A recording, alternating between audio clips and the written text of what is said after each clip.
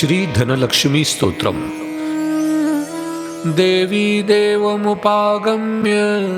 नीलकण्ठं मम प्रियं कृपया पार्वती प्राह शङ्करं करुणाकरं ब्रूहि वल्लभ साधूनां दरिद्राणां कुटुम्बिनां दरिद्रदलनोपाय मञ्जसैव धनप्रदम् पूजयन् पार्वती वाक्य मीदमाह महेश्वरः उचितं जगदम्बासि तव भूतानुकम्पया ससीतं सानुजं रामं साञ्जनेयं सहानुगं प्रणम्य परमानन्दं वक्ष्येऽहं स्तोत्रमुत्तमम् धनदं श्रद्धधानानां सद्यः सुलभकारकं योगक्षेमकरं सत्यं सत्यमेव वचो मम पठन्तः पठयन्तोऽपि ब्राह्मणैरास्तिकोत्तमैः धनलाभो भवेदाशु नाशमेति दरिद्रता भूभवांश भवां भूत्यै भक्तिकल्पलतां शुभां प्रार्थयेत्तां यथा कामं कामधेनुस्वरूपिणीं धनदे धनदे देवी दानशीले दयाकरे त्वं प्रसीद महेशानि यदर्थं प्रार्थयाम्यहम् धरामरप्रिये पुण्ये धन्ये धनदपूजिते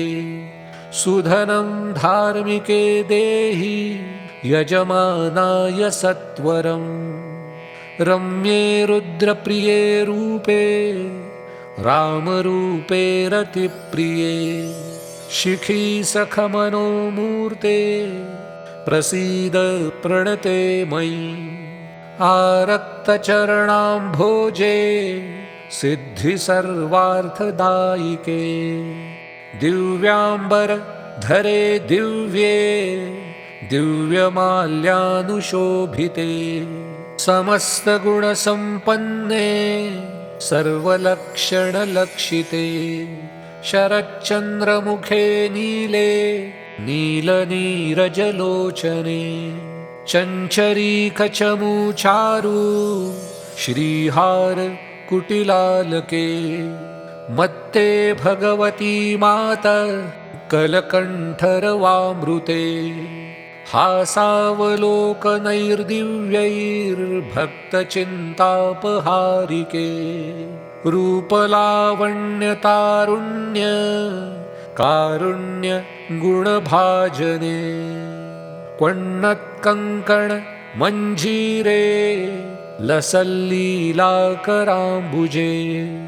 रुद्रप्रकाशिते तत्त्वे धर्माधारे धरालये प्रयच्छ यजमानाय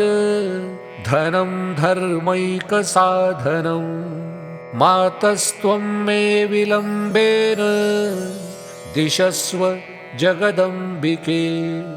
कृपया करुणागारे प्रार्थितं कुरु मे शुभे वसुधे वसुधारूपे वसुवासववन्दिते धनदे यजमानाय वरदे वरदा भव ब्रह्मण्यैर्ब्राह्मणैः पूज्ये पार्वती शिवशङ्करे स्तोत्रं दरिद्रता व्याधि शमनं सुधनप्रदं श्रीकरे शङ्करे श्रीदे प्रसीद मयि किङ्करे पार्वतीश प्रसादेन सुरेश किङ्करे ऋतं श्रद्धया ये पठिष्यन्ति पाठयिष्यन्ति भक्तितः सहस्रमयुतं लक्षं धनलाभो भवेद्ध्रुवं धनदाय नमस्तुभ्यं निधिपद्माधिपाय च भवन्तु त्वत्प्रसादान्मे धनधान्यादिसम्पदाः। इति श्रीधनदास्तोत्रम्